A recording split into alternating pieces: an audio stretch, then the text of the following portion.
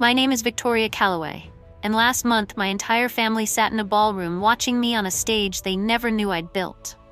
They held invitations with my name embossed in gold, confused about why they were there. I smiled from the podium, thanked 200 guests for celebrating invisible children everywhere, and never once mentioned the 5 birthdays they forgot. That silence said everything. It started the year I turned 28. I woke up expecting calls, maybe flowers from my mother, or a text from my brother. Nothing arrived. I told myself they were busy. My father ran his investment firm. My mother coordinated charity luncheons. My brother traveled for his tech startup. I was the middle child who worked quietly as a grant writer for nonprofits, the one who never caused problems or demanded attention. By evening, I convinced myself the day didn't matter. I sent a group message reminding them. 3 dots appeared, then stopped. No response came. 29 arrived with the same silence. 30 passed without acknowledgement. 31 and 32 blurred together in a pattern I couldn't deny anymore. Every year, I watched my phone. Every year, nothing. Meanwhile, my brother's birthday brought family dinners at expensive restaurants. My younger sisters brought weekend trips and social media posts. Mine brought quiet mornings and the realization that I had become optional. The 4th forgotten birthday hurt differently. I sat in my apartment that night, staring at a cupcake I bought myself, and something cracked open inside me. Not anger exactly. Clarity. I understood that waiting for them to see me would never work. I needed to become impossible to ignore. Have you ever felt invisible in your own family? That moment when you realize love isn't distributed equally? Tell me in the comments. I started researching foundations the next morning. My work in grant writing taught me how nonprofits operated, how funding flowed, and which causes attracted donors. I noticed a gap. Plenty of organizations supported children in crisis, but few addressed emotional neglect in functional families. The invisible wound. Children who had everything materially but felt erased emotionally. I knew that pain intimately. I began writing a business plan during lunch breaks. I calculated startup costs, researched board requirements, and studied successful foundation models. 3 months later, I registered the Visible Hearts Foundation. The mission was simple. We would fund programs that helped emotionally neglected children find their voices through art, writing, and mentorship. I used my savings as seed money. $15,000. Everything I had. The first year was brutal. I worked my grant writing job during the day and built the foundation at night. I sent hundreds of emails to potential donors. Most ignored me. Some replied with polite rejections. I attended networking events where I was the youngest person in the room, pitching my unknown organization to people who barely remembered my name afterward. My family never asked what I was doing. They assumed I was still just writing grants somewhere, doing whatever it was I did.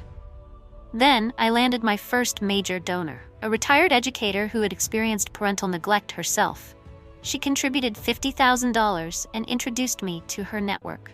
Suddenly, doors opened. A local news station covered our first mentorship program. A corporation matched donations. By year 2, we had raised $300,000 and supported 12 programs across the state. I hired 2 staff members and moved into a small office. My world expanded while my family's awareness of me stayed frozen. Year 3 brought exponential growth. A documentary filmmaker discovered our work and created a short film about emotional neglect. It went viral. Donations poured in from across the country. We expanded to 15 states. I appeared on podcasts and panels. Magazine articles mentioned my name. The foundation's budget reached $2 million. I was building something meaningful from the same pain my family created. Every child we helped felt like proof that being forgotten could transform into purpose. My 33rd birthday arrived on a Tuesday. No calls again, naturally. But this time, I barely noticed. I was planning something that had been forming in my mind for months. A gala. Not just any fundraiser, but a nationally televised charity ball that would put the Visible Hearts Foundation on the map permanently. It would happen on my birthday the following year. 300 guests, live auction, celebrity supporters, media coverage, and most importantly, it would honor 20 exceptional young people who overcame emotional neglect to achieve remarkable things. I spent the next 12 months making it happen. I secured a historic hotel ballroom, recruited a planning committee of influential philanthropists, convinced a major television network to broadcast highlights, lined up corporate sponsors who contributed six-figure amounts. Everything aligned perfectly. The gala would be the foundation's signature event, establishing us as a national leader in this overlooked area of child welfare. 6 weeks before the event, I had my assistant send formal invitations, embossed cards with gold lettering, 300 carefully selected guests, politicians, business leaders, celebrities, journalists, and buried in that list, 5 names: my father, my mother, my brother, my younger sister, and my older sister who lived overseas. The invitation was beautifully impersonal. It included no personal note, no explanation, just the details. The Visible Hearts Foundation Inaugural Gala. Black tie. RSVP required. My mother called 3 days later. Her voice carried confusion and something I rarely heard from her: uncertainty. She asked if I sent the invitation intentionally. I replied that yes, the foundation's board approved the guest list personally. She asked what foundation. I explained calmly that I had been running the Visible Hearts Foundation for 4 years. Don't forget to subscribe to this channel. Turn on bell notification to stay updated for more revenge stories. We had a $20 million endowment now. The gala was our largest event. She went quiet, then said they would attend. She sounded almost nervous. The night arrived with perfect spring weather. I wore a floor-length silver gown and stood near the entrance greeting guests. Camera crews positioned themselves throughout the ballroom. The atmosphere hummed with anticipation. I watched my family arrive separately, scanning the room, clearly overwhelmed. They had Googled me, obviously. They knew now. My father wore an expression I had never seen, something between pride and shame. My mother kept glancing at the program, reading my biography printed inside. Founder and executive director. 4 years of work they knew nothing about. I gave them polite smiles and directed them to their assigned tables. Separate tables, naturally. I placed them strategically throughout the room so they would witness everything from different angles.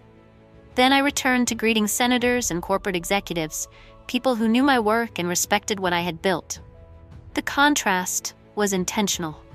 They were finally seeing me, but only as one observer among hundreds. The program began with a video, stories of children who felt invisible in their own homes. Some were neglected through busy schedules, others through favoritism towards siblings.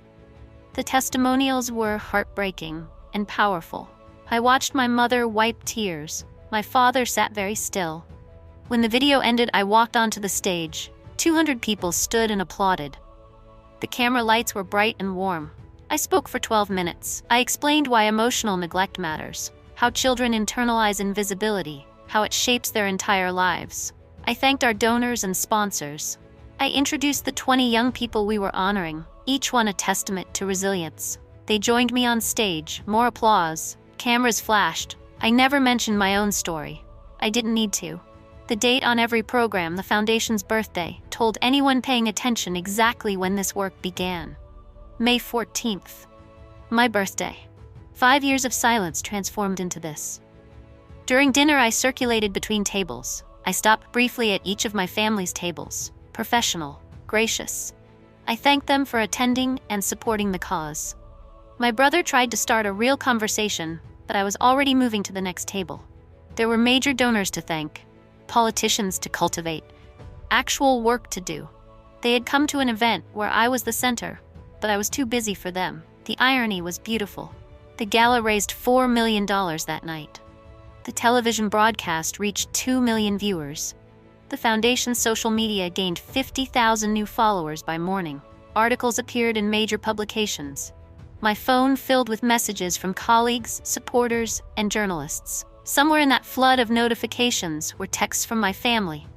I read them eventually. Apologies. Congratulations. Confusion about why they didn't know.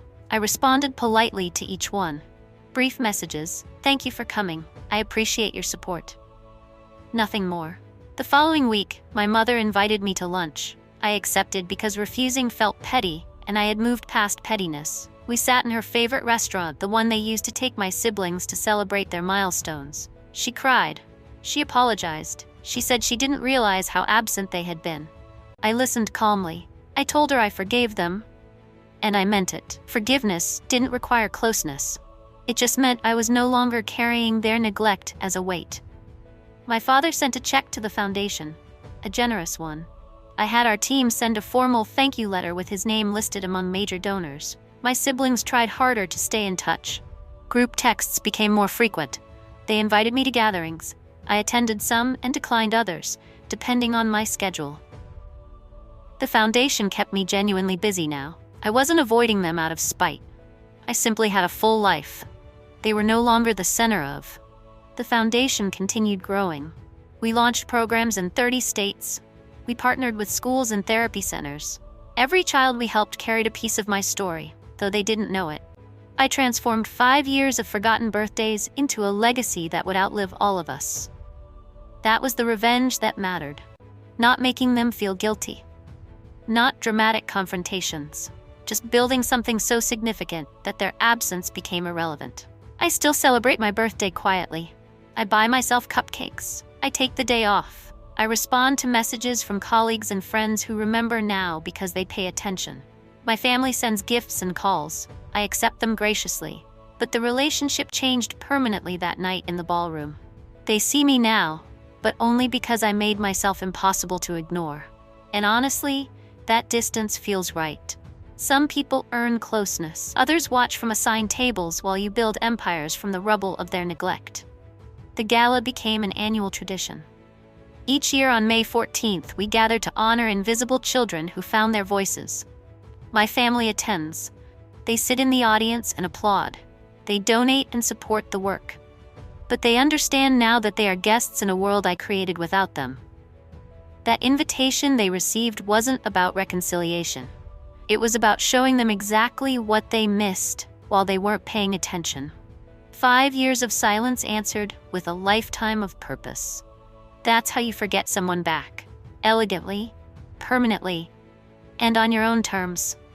Thanks for watching. Don't forget to subscribe to this channel to watch more revenge and inspiring stories that will make you excited, like this one. Where are you watching from? Drop your country in the comments and let us know what you think about this story. Don't forget to subscribe to this channel. Turn on bell notification to stay updated for more revenge stories.